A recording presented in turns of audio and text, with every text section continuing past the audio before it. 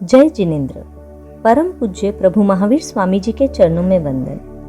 25 बोल की श्रृंखला में आज हम जानेंगे दूसरा बोल जाति 5। एकेंद्रिय, बेंद्रिय, तेंद्रिय, चौरिंद्रिय, पंचेंद्रिय। जाति का अर्थ है समानता। यहाँ इंद्रियों में समानता वाले जीवों के समूह को जाति कहा गया है।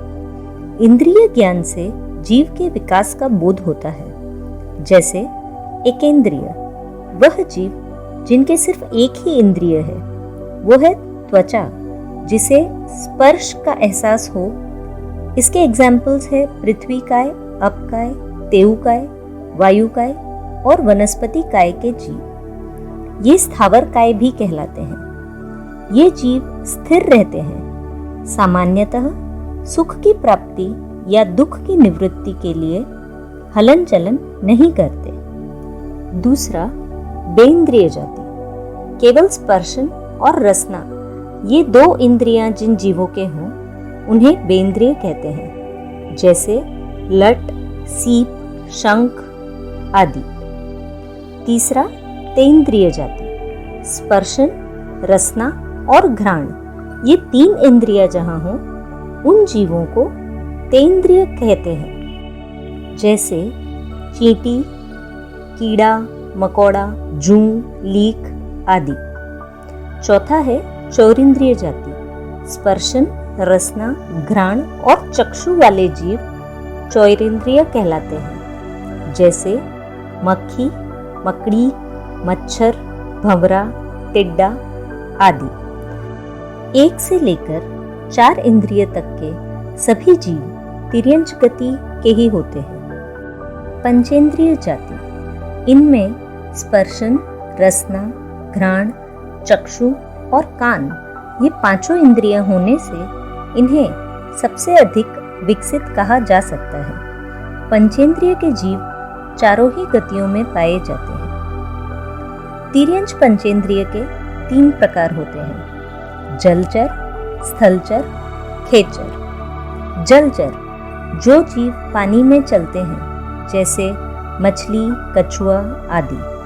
स्थलचर, जो जमीन पर होते हैं। स्थलचर के 2 विभाग किए गए हैं, चतुष्पद और परिसर। चतुष्पद जो 4 पैरों से चलते हैं, उनके फिर से 4 अलग विभाग हैं। एक खुर, जिसमें घोड़ा, गधा आदि गिने जाते हैं। दूसरा है द्विखुर, जिसमें गाय, भैंस आदि गिने जाते हैं।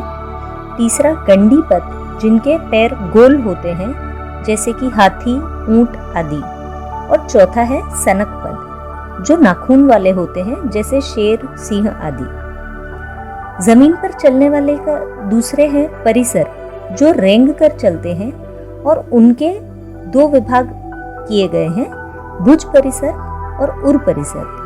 भुज परिसर जो भुजाओं के बल चलते हैं, जैसे नेवला, चूहा आदि। और उर परिसर जो छाती के बल पर चलते हैं, जैसे सांप आदि। तिर्यंच पंचेंद्रिय का तीसरा भेद है खेचर। इसमें चर्म पक्षी, जिनके पैर चमड़े के ही होते हैं, जैसे कि चमगादड़। दूसरे हैं रोम पक्षी, हंस, चकवा आदि। तीसरा है समुद्र पक्षी, जिनके पंख अविकसित रहते हैं। और चौथा है वितत पक्षी, जिनके पंख सदा खुले हुए रहते हैं। तीसरा समुद्र पक्षी और चौथा वितत पक्षी मनुष्य क्षेत्र के बाहर रहते हैं।